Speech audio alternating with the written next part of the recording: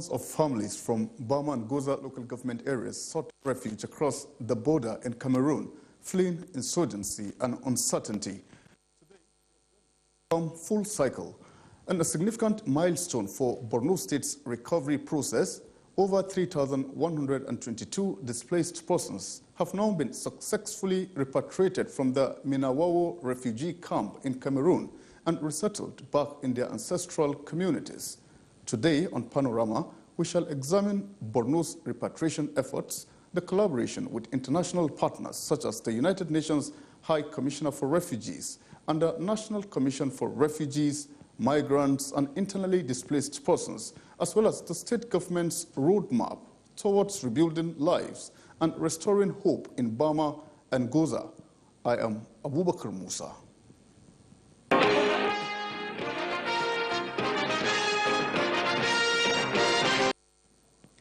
INEC says it has taken due notice of concerns expressed by stakeholders regarding the coincidence of the scheduled dates for the 2027 general elections with certain nationally recognized holidays and observances. A statement by INEC National Commissioner for Information, Mohammed Kudu Haruna, notes that in view of these concerns, the Commission is currently undertaking consultations and may, where necessary, seek appropriate legislative intervention to address the issues raised, while ensuring that any adjustment remains consistent with constitutional and statutory requirements. INEC reiterates its commitment to transparency, inclusivity, and the credible conduct of the 2027 general elections. The public will be duly informed of any further developments. Let's take you to the National Assembly now. The House of Representatives will reconvene for an emergency sitting on Tuesday, February 17, 2026, to review matters arising from the recent announcement of the 2027 general elections timetable by the Independent National Electoral Commission, INEC. House spokesman Akin Rotimi says deliberations at the emergency sitting will focus on the election schedule, as the House has resolved to respond promptly to issues with far-reaching implications for the nation's democratic process. It will be recalled that INEC Chairman Professor Josh Amopitan emphasized that the election timetable aligns with the existing Electoral Act 2022. And to other news of the day now. The United Nations Secretary-General Antonio Guterres has asked Nigeria to spearhead Africa's quest for a restructured global order, describing the country as uniquely positioned to lead the continent towards superpower status. The UN chief made the remarks during a high-level bilateral meeting with Vice President Kashim Shettima on the sidelines of the 39th African Union Summit in Addis Ababa, Ethiopia. Guterres praised the economic reforms of the Tinubu administration as well as Nigeria's leadership in stabilizing the Sahel and ECOWAS regions despite security challenges. The UN Secretary-General and the Vice President discussed key developments in Nigeria, focusing on strengthening Nigeria-UN collaboration in key sectors. Vice President Kashim Shettima thanked the UN Secretary-General for his leadership in promoting global peace, saying Africa has benefited immensely from his tenure, even as the United Nations undergoes internal restructuring. Nigeria has called for a continental shift towards health security sovereignty in Africa, aimed at moving the continent from reliance on foreign aids to self-sufficient, homegrown health systems. Vice President Kashim Shettima presented Nigeria's position during a high-level side event on the ongoing 39th Ordinary Session of the Assembly of Heads of State and Government of the African Union, AU, in Addis Ababa, Ethiopia. State House correspondent Abdurrahman Jibrila will now tell us more. A matter of necessity to ensure the health of Africans is not subjected to the uncertainties of distant supply chains or the shifting priorities of global panic. There is no doubt that each country here reached an awakening on health security about 6 years ago. Vice President Kashim Shettima reaffirmed Nigeria's readiness to partner with other African nations to build a continent that is capable of healing itself. For decades, Africa exported patients and expertise. The African Medical Center of Excellence signals a reversal of that narrative. It demonstrates that African institutions, supported by host nations, financed by African capital, and strengthened by global partnerships, can deliver world-class tertiary care on African soil. The Vice President cautioned against the consequences of vulnerability, recalling that during the global health emergencies like the COVID-19 pandemic, when the world turned inward, Africa waited, attributing Nigeria's success in responding swiftly to disease outbreaks to strengthen epidemic intelligence and emergency preparedness. We must commit to multi-year procurement frameworks that provide demand visibility to manufacturers. We must invest in workforce development in biomanufacturing, biomedical engineering, and regulatory science. We must strengthen anti-counterfeit enforcement and supply chain transparency to protect both patients and legitimate businesses. Coordinating Minister of Health and Social Welfare, Professor Mohammed Ali Pati, said Nigeria is committed to leading by example by boosting capacity building initiatives for the health workforce in Nigeria and beyond, and turning ambition into reality. The African ministers at this meeting want leaders to accelerate progress toward the continental target of 2 million community health workers by 2030, increase and sustain domestic financing for the health workforce. Abraham Jibrila, NTA News.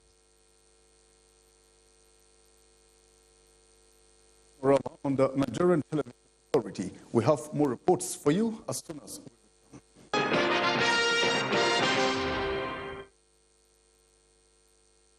hope you are still on to Panorama. Now, a total of 680 refugees comprising 162 households returned from the Minawao refugee camp in Cameroon and arrived in Banki, Bama local government area of Borno State. This marks the fourth and final convoy of refugees under the fourth phase of the repatriation exercise to Bama and Goza local government areas. Here is Pauline Kujivana with the rest of the story. In a farewell ceremony in Cameroon, the governor of Far North Region, Mijinyo Abakari, commended Borno State Governor Professor Babagana Umar Zulu for his unwavering commitment to the safe, dignified and orderly return of Nigerian refugees. He urged the returnees to reintegrate peacefully into their ancestral communities, contribute positively to society, and rebuild their lives. Let me also express the sincere appreciation of His Excellency, my governor, to the President of the Republic of Cameroon, His Excellency Paul Biya, and the wife, Madame Charlton Biya, and the Governor of the Far North, His Excellency Mijinyo Abakari, for facilitating this process.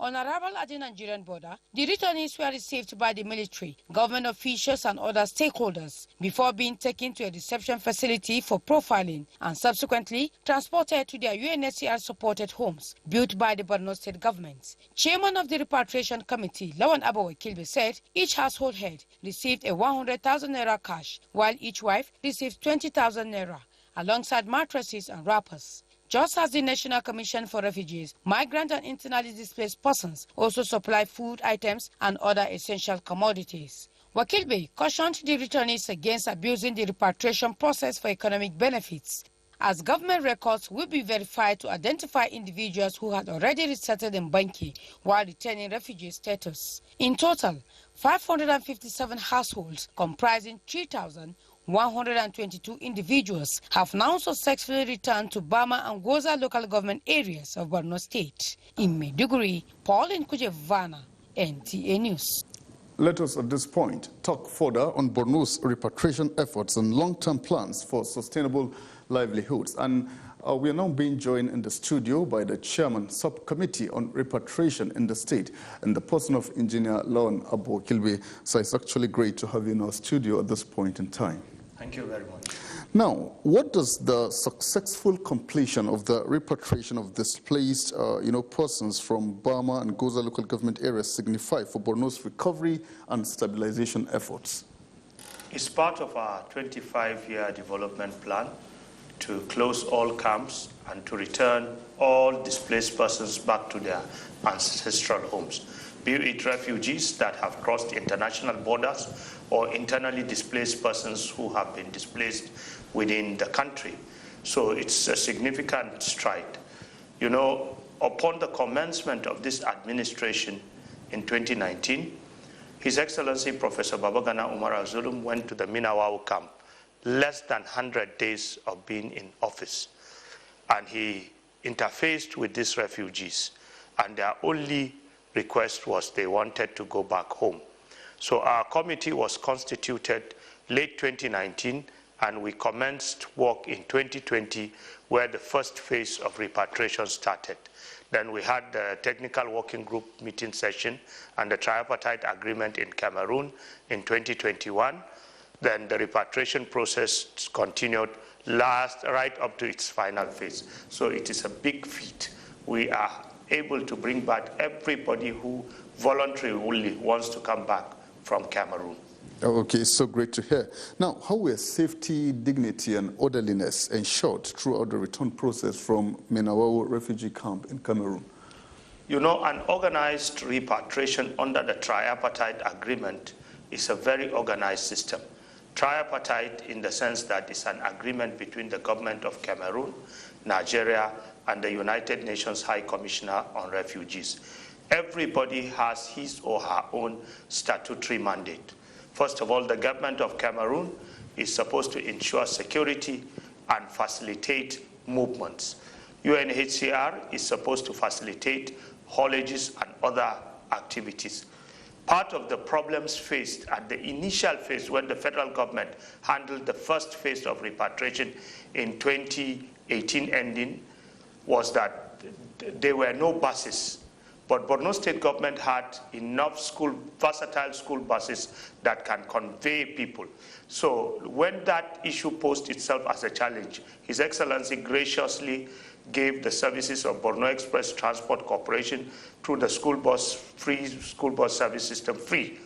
So Borno State government gives these buses for facilitation of movements. Then the Nigerian government the duty of the Nigerian government starts at the border. You receive the returnees, which the senior military officers do that. You register them, Immigration and National NIMSI does that. Then you receive them in reception facilities, then later settle them. So it is an organized process from the loading to the offloading. And every refugee knows where he or she is going. Standard packages are announced. So we have had this process since 2020, like you rightly noted, this is the fourth phase. And it goes like clockwork without any incidents whatsoever, to the glory of God. Okay, now, away from that, what reintegration support mechanisms are in place beyond the 100,000, household grant and relief materials provided to the returnees? Okay, let us take the areas of return one by one. For Banki, if you know where Banki is situated, it is a border town. And one unique thing about a border town is that it's a commercial hub where trading takes place, inter-border trading takes place. Most of these people before moving to Cameroon were either farmers or traders. So there's enhanced irrigation activity supported by UNHCR and the Borno State government. A lot of farming takes place currently along that Banki Kumshe area, Banki Termoa area, Banki Bulayobe area. So there's a lot of farming activities. The soil is so fertile that you can farm twice a year, the rain-fed farming and the Firigi farming. So basically those of them that are farmers are returning back to pick up where they stopped with their farming. Then one good thing about a Banki person is that even as they go to farm and come back, they engage in mini commerce. They buy, they sell, they trade in goods, in animals, and the rest. So when you go to the town, you discover that it's a bubbling up of marketing activities. So that is the basic livelihood through agricultural and commercial activities. But the support is supposed to help them settle. As they come in now, the federal government through the Refugee Commission has given them food items like rice, millet, beans, cooking oil, and the rest, which is enough to last for 1 month. The state government has given them money, which is enough for them to also last for a month. Then they are going to be enrolled in the World Food Program feeding scheme, where they will be given food for at least 6 months before they pick up their lives. Many of the refugees today, when the ones we brought in 2020, own shops, own businesses. Some of them have even become transporters. You would be surprised at how far they have transformed.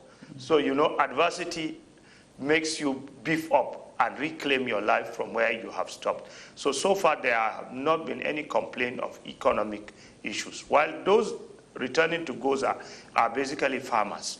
So majority of the ones we brought are between Pulka, Kirawa, Ngoshe, Warabe, and Goza. Kirawa shares the same issues with Banki because it's also a border community, and you could see a lot of trading and a lot of farming activity. So these people will be very well. I'm sure when you see them next year, their lives will pick up well. And many of them came back to houses. They are living in tents, now they are living in 2-bedroom houses. So it's a big elevation in their lives. It's so good to hear, so to say. Now, how will the government monitor and prevent abuse of the repatriation process, maintaining, refugee status? You know, the refugee laws creates a lot of liberties. And we have periodically made these complaints that there are some dishonest refugees that will come, collect these items, then run back. So the first thing we did was to lay our complaints in writing to the government of Cameroon that refugees should not be determined by prima facie. Prima facie means that you are in a war zone. As you run, you are automatically received as a refugee. There's no emergency in Nigeria that will warrant them be received based on prima facie. We said they should use the refugee determinant status. You get reports of large refugee arrivals from Nigeria when camps are closed here. We had incidences of people who, when the Dalori IDP camp was closed, decided to go and cross the border and be refugees in another place. Whenever government closes IDP camps, you find out that some certain number would run back and be refugees. So that is why this time around we introduced the biometric system. If we discover that you are already settled as an IDP and you decide to rush back as a refugee, we sanction you by refusing you the housing and the return packages. Then the second group of people is that if a family size is 8, the father will now have mother repatriate with 4 children, then father will stay with another 4 children in the border claiming refugee status. They collect food from both sides of the border, and if there's any planned government intention, you find out that some of them will now rush back and register.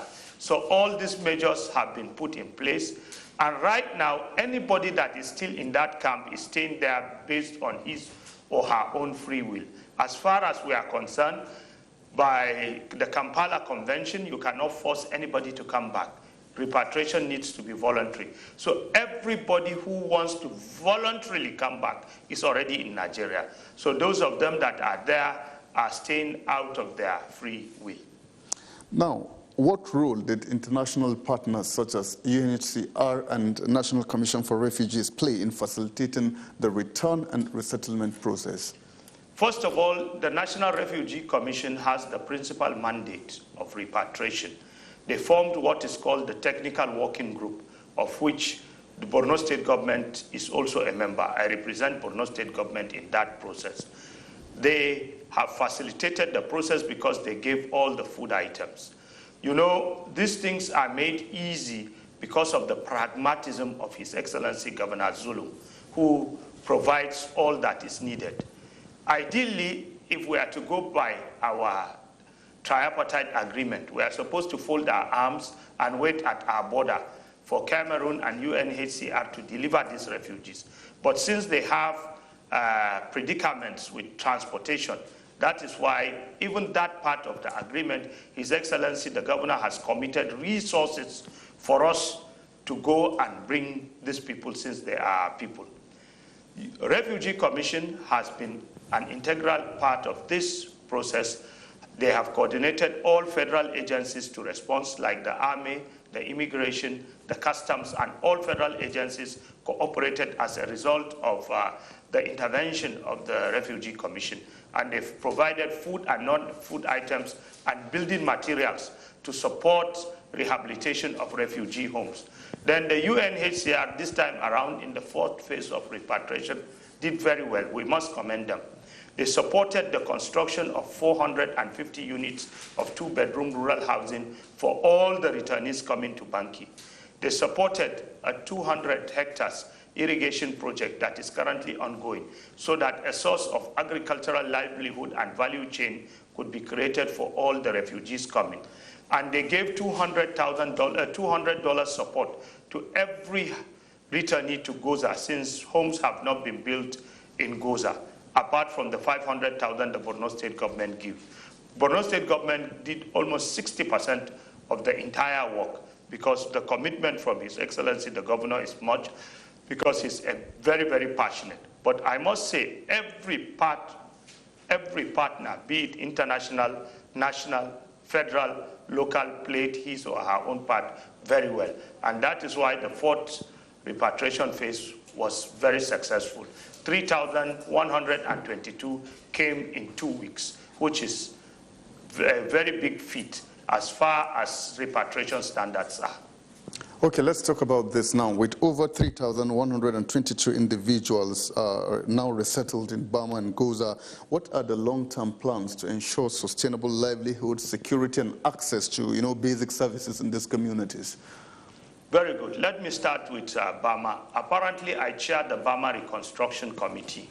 When we reported to His Excellency that repatriation has been completed and all these IDPs are currently in Banki, His Excellency has directed my committee to put in place plans to resettle with immediate effect Kumshe and Tarmua. Kumshe is 11 kilometers from Banki. Tarmua is about 3 kilometers from Banki. And we are currently working on Mayanti, which is about 12 kilometers from Darujamel. The objective is to settle these people before the rainy season so that large cultivation of farmlands will take place. So agriculture is one of the main reasons, main source of livelihood. And if you discover, whenever His Excellency goes to border communities, a lot of loan through the Social Investment Agency is given to small-time marketers so that they would continue to build on their market, on the market capitals, so that trading takes place. If you look at the volume of trailers going towards Bama, going towards Gamborungala, crossing the border, they are very enormous. So there's potentials for a lot of trade.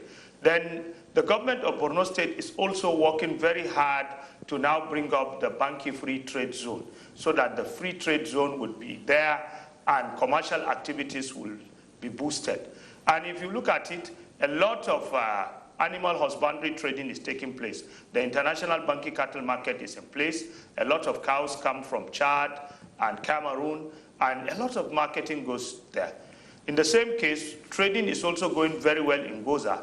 And if you have visited Goza recently, from Bama right up to Pulka, you will discover that a lot of dry season farming is going. Sorry, sir, I just have to come in here. I know you have a lot to tell us as far as Borno's repatriation efforts and long-term plans for sustainable livelihoods are concerned. Yes. I'm afraid time is not on our side, so we just have to leave the discussion here. Okay. But we must say a very big thank you to you for being part of Panorama today. We appreciate you, and our best wishes to the committee. Thank you. Or subcommittee, rather. Yeah. We've been discussing with the Chairman Subcommittee on Repatriation in Borno State in the person of Engineer Lawan Abo-Kilbe.